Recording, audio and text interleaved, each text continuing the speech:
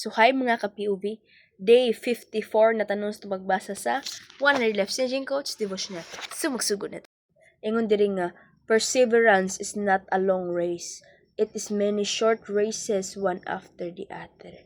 By Walter Elliot. So kani nga pinaka the best example ani nga quote is kanang marathon, di ba? Which is not dini siya inunhanay but kung kinsa ang magpadayon. Kung kinsay naglahutay, kung kinsay nilahutay. Kung kinsay nilahutay ba? No? Wala yung usa ka paspason ana kung kinsay nilahutay. So mo ni giingon diri ni Walter Elliot. So life journey is not a single overwhelming race but a series of smaller races that require perseverance and faith. So kaning mga smaller races no mao ni ang mga problema nga maabot diri kanato, kaning mga butang nga makapadaw nato dili man siya long term but short term na ba nga usay mo na makapaundang nato, makahinder nato nga magpadayon inana nga butang or kana nga goal no. God calls us to endure step by step as we run toward His purpose for our lives. So, no? Di jud dapat yun magdali, but hinahinay lang yun at least mo abot o at least daghan kang ma-learn, di ba? The way nga di ka magdali. If ma-feel jud nimo ang process, ba daghan jud kang ma-learn inana. Don't be discouraged by the length of the journey. So, di ka discouraged kung sa pakatas-on o sa pakaladyoon, no? But, makuan pa ka ana, so kana, enlighten pa katungod inana no mas giginahan pa katungod inana nga nang hapit na pero dool na or dool na pero hapit pa. So mga ano no, take it one race at a time, trusting that God will guide you through each challenge and lead you to victory. So that's why adyo jud i-pursue ko galingon nga sa di mo kaya ipod yung buhaton mo na.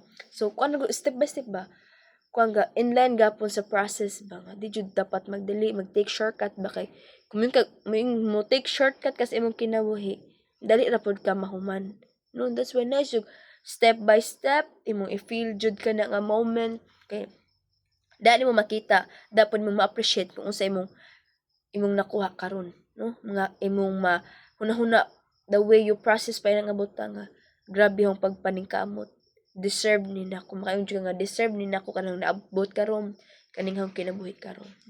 Ingon diri sa Hebrews 12:1 ingon diri nga wherefore seeing we also are compassed about with so great a cloud of witnesses let us lay aside every weight and the sin which doth so easily beset us and let us run with patience the race that is set before us. So sa Tagalog pa, kaya't yamang nakubkob tayo ng makapal na bilang ng mga saksi, itabi namang walang liwag ang bawat pasam at ang pagkakasalang pumipigil sa atin at ating takbuhing may pagtitiis ang takbuhing inilagay sa harapan natin. So no, yung diri nga, let us run with perseverance the race marked out for us. So no, mudagan ta, mulakaw ta, magkinabuhi ta. Nga perseverance jud no natay inana no. Nandita dalig mo surrender ba. Kay mura ra ta og ligid no mo isa mo naog but padayon hantud mo abot sa padulngam no. Kay ang race naat jud ta dira, ang race they mark out for us no. Ang Ginoo naghimo nga dira jud ka nga gianan, diha ka mudagam, diha ka padulong, diha imong direksyon.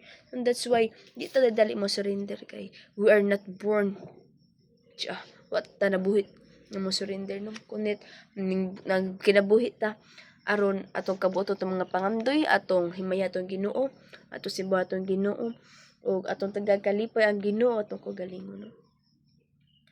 Mo nilagya as tawhanon di ba mangandoy ta kung sa atong gusto, di ba? Anong para di ta ma-disappoint sa atong selves tong kinabuhi. We need this perseverance, no?